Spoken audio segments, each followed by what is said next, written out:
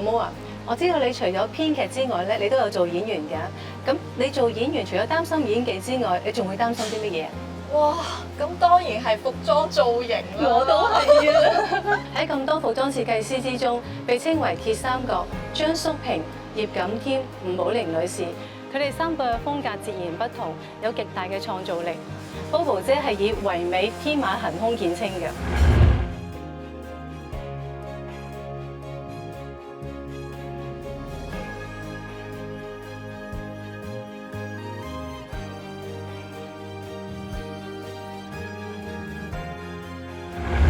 咁啱咧，就呢個邵氏公司咧就公開招聘呢個幕後嘅工作人員。當時interview 我嘅仲係而家仲健在嘅黃嘉熙先生。當時同我同步入邵氏嘅咧，都仲有而家仲好活躍喺影壇嘅，就有譬如陳嘉上先生啦、鐘珍啦、馬光榮啊，咁都係我哋嗰陣時同步入去邵氏。咁咧入咗邵氏之後咧，咁就開始就喺美術部嗰度做啦，就開始接觸到電影啦。咁真係嘅電影咧，我哋嗰陣啱好咧入去邵氏嘅時候咧，仲可以掹車邊見到，一入去就已經同張徹啊、楚原啊呢啲大導演合作㗎。而且咧嗰陣咧係邵氏咧係大量咁樣拍呢個古裝片，好僥倖咧。咁我又咁啱就係亦都識得晒呢啲歷史，咁咧同啲導演嘅溝通咧就變咗冇咁困難。Bobo 姐80年代加入邵氏公司做咗服裝設計，更加得到楚原等等知名導演嘅信任，提供咗好多寶貴嘅機會俾佢發揮。佢熟讀歷史經典同埋近現代文學嘅作品，亦都敢於打破傳統，配合劇情需要，將歷史、文藝、美學喺電影服裝中融會貫通。佢哋亦都好點解呢個靚妹會識即係一入行可以識得咁多呢啲歷史咧？所以咧嗰陣咧，我開始俾啲圖啊、阿楚原啊、張徹佢哋睇嘅時候，好僥倖佢哋又採納咗啊，同埋佢又覺得有啲新意。譬如好似沈從文嗰啲著作咧，嗰段時間我哋差唔多係背晒嘅。漢朝啊，譬如我哋而家唐宋元明清個斜嶺有幾深啊，要搭幾大啊。當然每個導演咧會有要求，譬如佢希望在某個角色會 sexy 啲啊，或者再玉女啲啊，咁我哋都會跟住每個唔同嘅角色再去設計。其實咧，當我哋睇咧，就一知道嗰個劇本咧，就知道係大概係講緊邊個朝代，或者佢話扶桑啊、桑國啊、高麗啊，咁你相對翻中國嘅時候係咩朝啊，要好注意重咯。當然咧，我哋喺基本嘅概念嗰度咧，仲自己設計咗一啲心思啊，同埋啲細節上嘅層次上嘅嘢。咁咧，等佢同以前嘅古裝概念會有唔同。咁如果唔係，淨係去服裝間揾衫就得啦，咁就唔使我哋再設計，再重新做咯。Bobo 姐對服裝設計嘅要求係非常高嘅，佢包辦咗圖紙設計同埋製作服裝兩個工序。成立咗個人工作室之後咧，Bobo 姐接拍咗《笑傲江湖》啦、《刀馬旦》、《倩女幽魂》、《道道道》、《新龍門客棧》等嘅電影造型項目。喺90年代末，Bobo 姐轉戰咗內地，喺2008年參與咗製作票房高達2億5千萬人民幣嘅古裝大片《畫皮》，獲得咗香港電影金像獎最佳服裝造型嘅設計提名，奠定咗 Bobo 姐咧喺服裝造型界嘅重量級地位㗎。離開咗邵氏就去咗工作室，之後咧就識咗李慧文啦。譬如喺工作室嘅時候咧，同一時間咧做緊《笑傲江湖》啦、《刀馬旦》啦、道道道啦，我《倩女幽魂》我都做咗幾代啦。好彩我哋咧，由細到大咧都中意睇小説，倒背如流嘅。畫皮係《聊齋志異》一個清代嘅小説嚟嘅。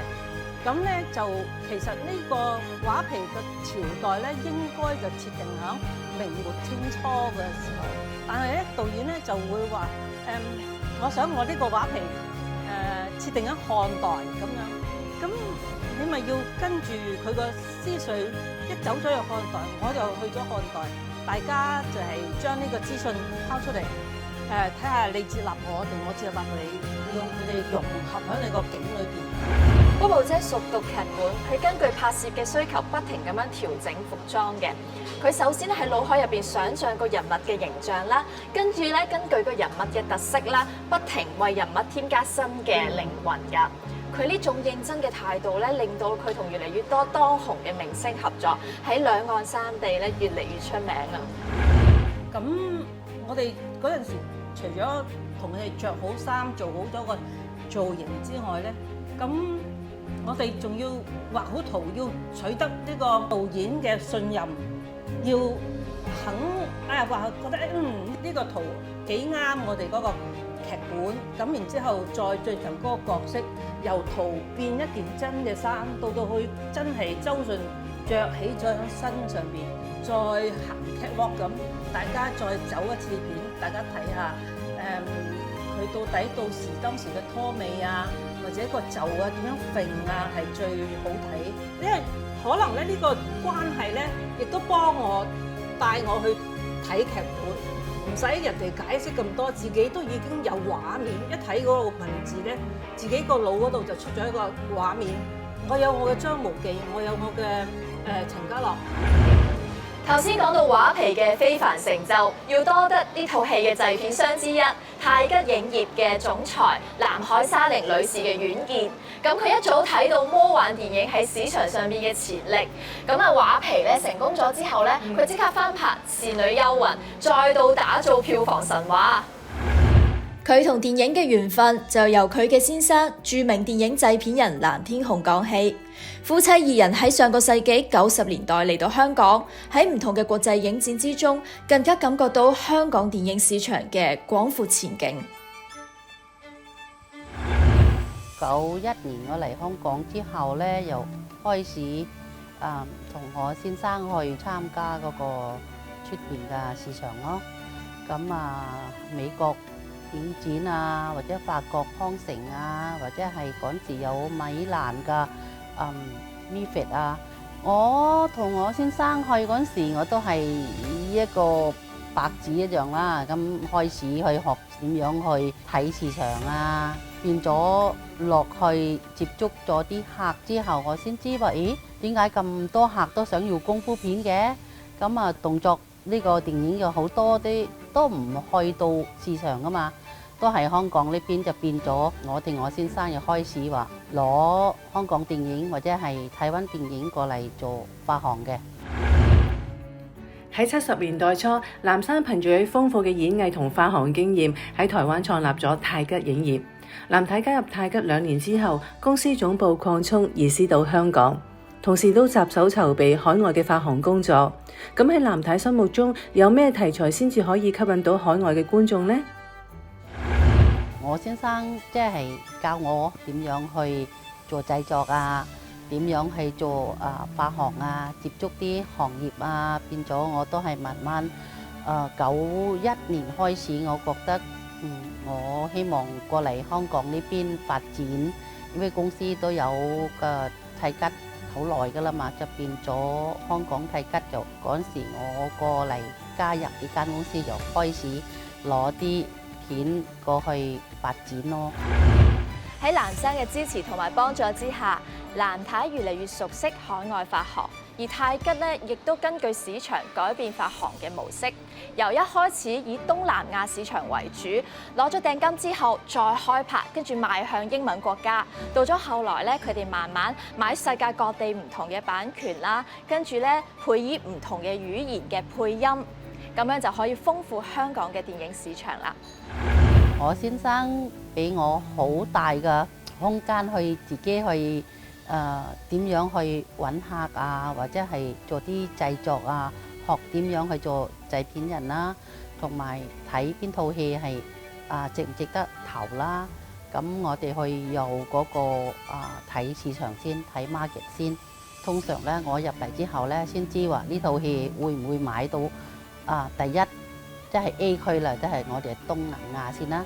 東南亞咧，咁啊攞啲訂金之後咧，先去拍嘅。咁啊，第二咧先去到美國啊，或者係出邊啊，全部菲律賓，因為佢菲律賓啊、南非啊、印度啊、印尼啊，佢哋用英文噶嘛，咁變咗我係用嗰個片去配音咯。初嗰陣時嚟香港咯，我都做發行啫，咁同人哋買啲片之後，或者係攞過嚟發行都係5年，最耐都係5年。啲新戲去泰國、印尼、越南係好多地方，呢啲包括啲全世界啲國家，我都係靠配英文之後去攞去買嘅。嗰陣時都係5年嘅啫。後尾即係變咗自己諗下，咦，過完5年又係開始又同人哋買啦喎。但係人哋製作公司佢哋第一浸之後，即係佢就唔會諗話第二浸、第三浸噶嘛。咁啊變咗我哋太急。就開始好似慢慢咯，唔會咁快啦。試下 market 先買入嚟，收購佢哋入嚟，即係全世界啲版權都係屬於我，又配音啦，又剪片啦，又乜咁啊，做自己嘅英文版本啊，又有中文版本啊呢啲咯。變咗00年開始係即係臥虎藏龍嚟之後咧，我覺得呢個市場越嚟越大啦。喺海外得到成績之後，太吉積極開拓內地市場，同內地各大片場合作。初期去製作啊，好難忘都好多嘅，因為每一套戲又唔同噶嘛。因為我先生啊，佢屋企人都全部都係做電影噶嘛，變咗佢個大仔啦，咁啊張琪啦，佢都拍我多套戲呢啲，咁啊學我開始話，咦，自己身邊啲人都拍我多戲啊，做導演啊，授權攞翻嚟去幫佢哋買咯，就比較好啲。二嚟咧，咁啊00年開始咧都係入嗰個中國市場嗰陣時，咪同啲好多電影廠佢哋合作噶嘛。咁我記得我第一套戲都係90年、91年嘅，我啱啱入嚟嗰時又識去康城去識點樣去做買賣嗰時，都冇電腦嗰時都唔會帶電腦噶嘛，成日用啲手寫嘅，用手寫英文，因為我都係英文比較叻噶嘛，咁咪寫英文做嗰個合約。咁啊翻嚟覺得幾好喎，先生，咁啊變咗開始入去中國市場同人哋合作之後咧，咁啊做古裝片咯。咁最難忘啲嘢咧，都係我哋係吉公司或者係我哋做起嚟啦。我覺得呢套戲我拍緊嗰個係龍騰虎躍呢套戲咧，係變咗我哋公司可以好遠好遠嘅新疆或者係沙漠嗰度去拍嘢嘅。翻嚟之後咧，係用都係1000零萬嗰個港紙啦，嗰個年代。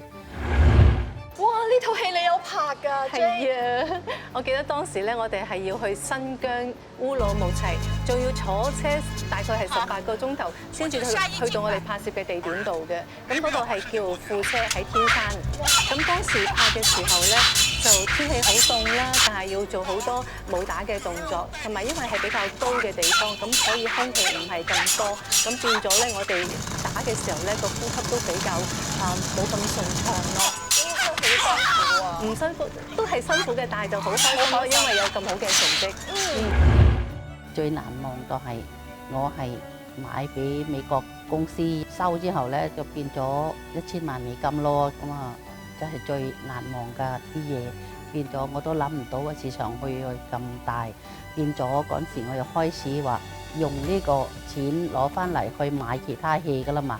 變咗好多李連杰嘅片啊、成龍嘅片啊，包括甄子丹啊，包括好多都係關於動作片嘅，比較好賣啲。咁啊，開始慢慢咁樣做咯。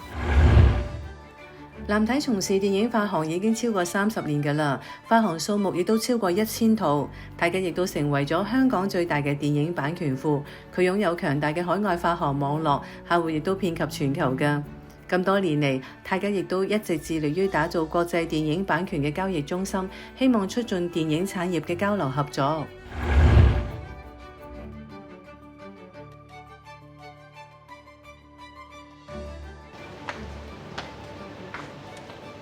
一出好戲絕對離唔開上畫時嘅宣傳造勢、排片賣飛。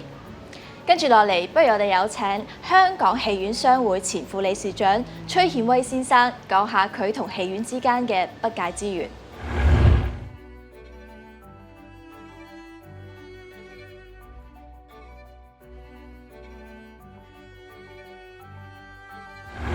咁我哋喺戲院做咧，就基本上就乜嘢都要做噶啦。票房我哋會做，買賣糖果又要做。嗰陣時係一啲好好嘅收入嚟嘅呢啲。